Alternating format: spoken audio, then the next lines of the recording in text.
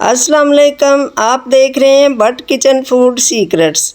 अल्लाह आपके घर को खुशियों और बरकतों से भरा रखे, आमीन। आज मैं आपके साथ शेयर करूंगी एक बहुत ही मज़ेदार और डिलीशियस इमली आलू बुखारे की ओरिजिनल रेसिपी। ये शरबत आप गर्मियों में बनाकर ज़रूर पिएं। अक्सर गर्मी में भूख नहीं लगती। ये शरबत मैदे और जिगर की गर्मी को दूर करता है और ये आपकी भूख भी बढ़ाएगा। ये शरबत इतना मज़े का बनता है कि इसे आप रोज़ बनाकर पिएंगे।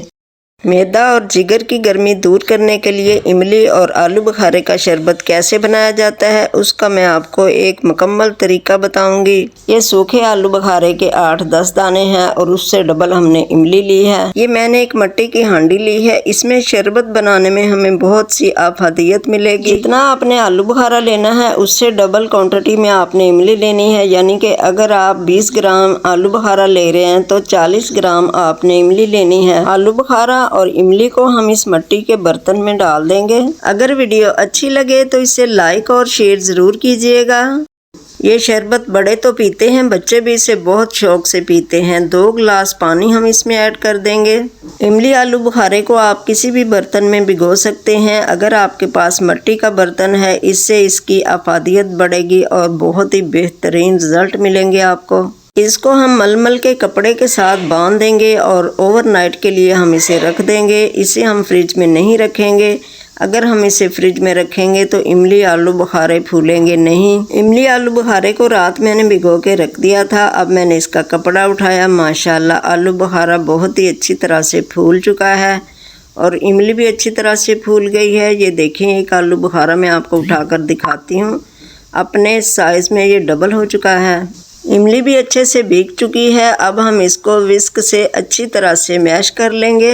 आप इस शरबत को रोज़ाना बनाकर पिएं। अगर आपके पास इसे रोज़ाना बनाने का टाइम नहीं है तो आप इस शरबत को किसी एयर टाइट जार में महफूज करके फ्रीज़र में रखें और जब चाहें इस्तेमाल करें। फ्रिज के नीचे वाले खाने में आपने इसे नहीं रखना, आपने इसे फ्रीज़र में रखना है। फ्रीज़र में ये शरबत पूरा महीना भी पड़ा रहेगा तो ये ख़राब नहीं होगा।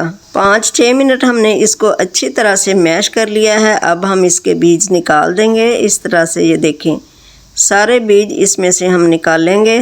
बीजों के साथ आलू बुखारे के चंक्स भी आ रहे हैं, इसके हम सिर्फ बीज निकालेंगे। चंक्स को फिर मैं वापस शरबत में ऐड कर दूंगी। अक्सर लोग इमली आलू बुखारे का शरबत बाज़ार से पीते हैं। बाज़ार के शरबत को आप छोड़ें, आप इसे साफ़ सुथरे तरीके से अपने घर में खुद अपने हाथों से बनाएं। आपको इससे 100% बेहतरीन रिजल्ट मिलेंगे। घर में इमली आलू बुखारे का बनाया हुआ शरबत बहुत ही लाजवाब और जायके में बहुत ही बेहतरीन बनता है।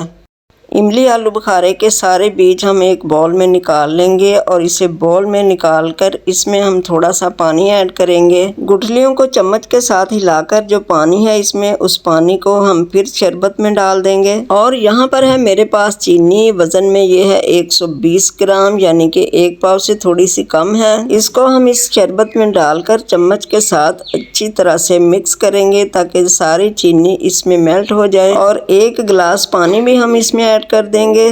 इमली आलू बुखारे को भिगोते हुए 2 गिलास पानी के मैंने इसमें ऐड किए थे। अब 1 गिलास मैंने और इसमें ऐड कर दिया। आलू बुखारे के चंक्स अगर आपको नहीं पसंद तो इस तरह आप छलनी के साथ इसे निकाल सकते हैं, लेकिन मुझे और मेरे बच्चों को ये चंक्स बहुत पसंद है, मैं इसे नहीं निकाल रही। इमली आलू बुखारे का खट्टा मीठा और बहुत ही मज़ेदार किस्म का शरबत हमारा रेडी हो चुका है। गिलास में आइस क्यूब्स डालें और ऊपर से ये शरबत डालें और इस गर्मी के मौसम में मज़े से ये शरबत एंजॉय करें। मेरी इस रेसिपी से इमली आलू बुखारे का ये शरबत आप ज़रूर बनाएं, आपको बहुत पसंद आएगा। शरबत का कलर माशाल्लाह कितना खूबसूरत गोल्डन बना है। इसमें हमने कोई भी कलर ऐड नहीं किया, इसका ये अपना ओरिजिनल कलर है। बाजार के केमिकल वाले शरबत खरीदने की बजाय आप इस तरह से ये शरबत बनाएं और मुझे अपना फीडबैक ज़रूर दें कि आपका इमली आलू बुखारे का शरबत कैसा बना। और बट किचन फूड सीक्रेट्स को सब्सक्राइब कर लें और इसके साथ ही रखें अपना बहुत सारा ख्याल। मुझे दुआओं में याद रखें। अल्लाह हाफिज।